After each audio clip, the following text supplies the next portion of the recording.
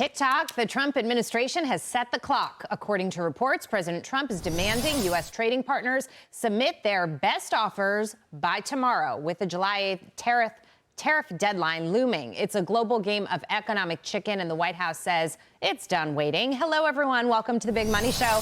I'm Jackie DeAngelis. With me are my co-hosts, Taylor Riggs, Jerry Willis, in for Dagan McDowell, Brian Bremberg, and with us for the entire hour, Prairie Operating Company EVP of Market Strategy, Lou Bassanese. So let's get back to this. Lower tariffs, fairer quotas, and real enforcement on everything from digital trade to critical minerals. Those are the demands coming from Washington. And Trump is turning up the pressure himself, writing this on Truth Social. If other countries are allowed to use tariffs against us and we're not allowed to counter them, our country doesn't even have a small chance of economic survival. Sources say deals with allies like India might be within our reach, but for others, especially in Europe and Asia, we could be shaping up for quite a showdown. So I have gone through this, Lou Bassanese, and I've said that list of tariffs he was holding right there was not really a real list, that this was all about negotiation. When the UK deal came in, I was optimistic. When China pause came in, I thought, okay, things are going well. When he said we're having trouble with the EU, I said, Houston, we have a problem. And this signifies to me that there is a bigger problem. I do. I think you said it rightly. It's a game of chicken, and he's really having to take a stronger stance. But I got to give you credit. Long ago, when he was awaiting inauguration, you said he's carrying a big stick with tariff talk. And I think we're seeing that again. And countries need to wake up. I mean, it's a July 8th deadline, and we're here. It's June 3rd, right? So he knows he needs to get the ball moving in the right direction, shift momentum. Because I'm with you.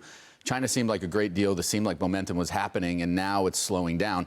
EU, understandably, is going to be hard. You're talking with 27 different countries. Someone is going to feel like they're being neglected in that. But time is of the essence. I think the president is right to push the issue, force it now, and use all means possible. I mean, who would have thought social media could have such an influence on international affairs and economic policy? Yeah, I get what he's trying to do here, but I also am of the school that ultimatums sometimes can really backfire in your face. You have to be careful. Taylor, when we're looking at the countries that are the most difficult to negotiate with, I would probably say China and the EU top the list. So you're looking at some of that. So this is very interesting, you guys. We've talked a lot about who needs who more. Does China need the U.S. more? Do they fold first? Do they blink first in this game of chicken? We got China private sector manufacturing numbers out overnight, and lo and behold, they slide into contractionary territory from expansion territory. Gauge for new export orders in China drops to the lowest level since July of 23. Employment declines, prices low as supply and demand weakens. Here's another quote from manufacturers in China. Unfavorable factors affecting China's economic development remain prevalent. External trade environment uncertainty has increased. Downward pressure on the economy has intensified relative to recent periods. And then lo and behold, what Morgan Stanley, our favorite U.S. bank, Brian, by some measures, has to say about the U.S. economy. To our surprise, U.S. manufacturing construction starts up in the first quarter. My chart of the day shows that U.S. manufacturing construction tracking 250% higher relative to 2019 levels. So again, one note, one data point. But I come out this morning and I'm thinking, wow, it looks pretty negative for China, and I'm only reading positive stuff. There's another volatile level of GDP that we don't talk about because it's so volatile, but it's showing very high growth so far in the second quarter for the U.S. So again, in the game of chicken, who needs who more? Well, I think the data points keep piling up, though. I did the math, and China would suffer a 2.2% drag on GDP if they don't resolve things with the U.S. Now, we're talking about they're trying to maintain 5%, basically cutting it in half. They need us way more. As you're citing, the U.S. economy is reaccelerating. Yeah, you don't want the factories there to slow. We've already seen rumblings of the natives getting restless as a result of this back and forth. But the Truth Social post coming from Donald Trump is quite intriguing to me because he makes an interesting point. Other countries are using tariffs on us, yet we're limited here in the United States. He's been challenged in the court system of whether or not he can use emergency powers, Brian, in order to enact the tariffs that he wants to. Obviously, you've highlighted there are several tariff tools tools that he has in the toolbox he can use, but they're not as extensive as he would like them to be. And so we do have to ask ourselves, are our rules to a certain degree limiting? Well, he's got more power on tariffs than any president in the history of this country. I mean, the grand sweep of tariffs in America has been Congress giving more of that power to the executive. So he's in a pretty good spot. Now, Donald Trump always takes everything he can get. He's not, he doesn't take the Brenberg approach, which is, man, I still got a lot of other things I could do, right? He takes the Trump approach, which is, I want everything. He wants 301, 232, whatever the one Dagan said yesterday was. He wants IEEPA. He wants it all. Okay. I think he's in a good spot. I'm a little more positive on the ultimatum than you. I get it. The ultimatums I give to my kids backfire off. Generally not good, right? I can second that. Donald Trump is better at ultimatums than I am. And I think he's going to these countries and he's saying, let's get this moving on Trump time. You're now on Trump time. You've sat around and thought about it. You've sort of tested where the wind is blowing. Let's make a deal. Give me your best offer. We'll tell you if it's good enough. Yeah. But I like that. This is a good time. If you're right, and China always lies about their numbers, but if they're telling you manufacturing soft, then it's bad. Yeah. Okay? In the U.S., we keep getting these surprising numbers like, oh my gosh, unemployment's good. Oh my gosh, inflation's good. Oh my gosh, manufacturing's come back. It's a good time for the U.S. to use that leverage and get something done. So I like what he's doing with this. But can I say just one thing here? Yes. It's not just China and the EU and other countries. It's also the stock market and investors who play a role in how fast this has to go. And it's going to be interesting to see, I think, just how patient the market will be going forward, because I think they're going to want this wrapped up. You know how the market is. It's like, okay, are we done yet? Can we move on? Earnings are out. Okay, bye. You know, they want it fast. They want it done. Do you think they're kind of done, though? I mean, we got that. You were talking about the EU thing on Friday, right? Like Houston, we have a problem. And the market was, dropped for a bit. But we're just back. I think the market's been pretty good about this, to be perfectly honest with you. Now that the initial gut punch, the shock has worn off, and they know Trump is in a Trump speed. Trump speed kind of negotiation right now. They're taking it on the chin here. I think the rest of the data has been pretty encouraging, and so have earnings. And so the market is saying, it looks at the neighbors, Taylor, you point out those that we're negotiating with and the positions that they're in, and is saying this is still the best house in, a crummy neighborhood right now. They continue to analyze it that way. And they give them some. It's the data keeps coming in. I mean, if we look at earnings, right, analysts got really negative and only expected 6% growth. They came in at 12.9% for the quarter. So like Brian was saying, all these reports keep coming in unexpectedly positive or more positive than we thought originally. And the stage is set for that to continue. I mean, we're seeing companies that are absorbing the tariff pressure, sacrificing some margins. They're still seeing demand. Retail reporting, we were talking about this last week. The retailers came out without an exception almost, maybe Walmart, the only one, really strong reports that the consumer is there. So. You also have the prospect of the big, beautiful bill and tax cuts passing, and I think that's holding this market up well, as well, because it's optimistic that the plan, all the spokes in the wheel are finally coming together, and this is what he promised. We're going to be talking later in the show about the consumer. We're going to be talking later in the show about some of the new energy projects, all these different things that have to come together to float this economy. But right now, even despite the fact that we're in a negotiation, so far so good. You talked about earnings growth. My estimates had 13.1%. The official Taylor Riggs estimate, 0.2% higher than you, but I'm Pollyanna, so maybe we'll attribute it to that.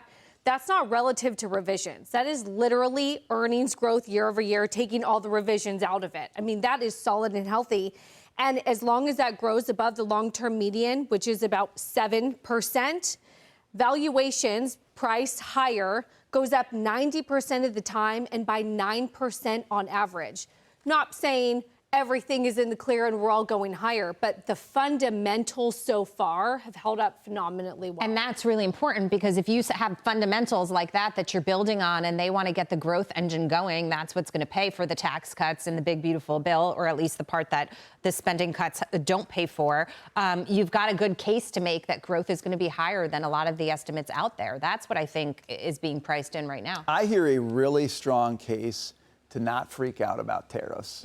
Like, that is my day by day lesson in this is I don't think businesses are freaking out as much as the financial press. I don't think investors are freaking out the way everybody thought they were going to. I know that there's some news outlets that would love to see all of this fall apart, but I don't think most of America wants to see it fall apart, and that's why it's not falling apart. So is it not freak out about the tariffs because it's all going to turn out well, or is it don't freak out about the tariffs because ultimately nothing's going to happen? I'd say two reasons. One is I don't think tariffs are going to have as much impact on our overall economy as people say they are. I mean, 80% of our economy is a domestic economy, okay?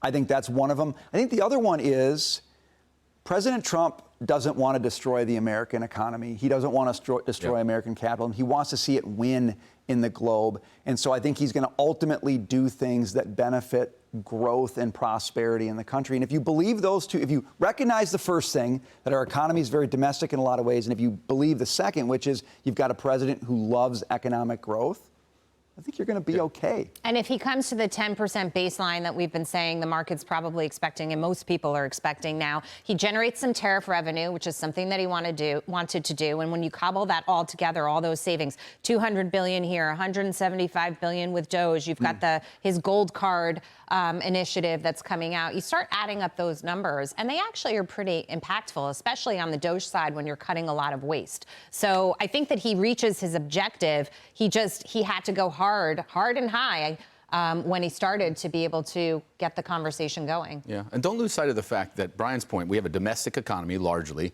and tariffs only impact goods, right? And personal consumption, 2/3 of that spending is on services. So we're talking about tariffs impacting 1/3 of consumer spending, not the entire thing. Right. So it's really a smaller impact than most people or most news outlets have tried to make it out to be.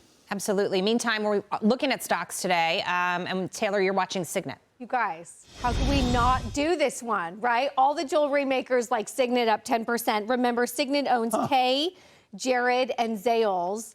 And there is a new fad out there on lab-grown diamonds.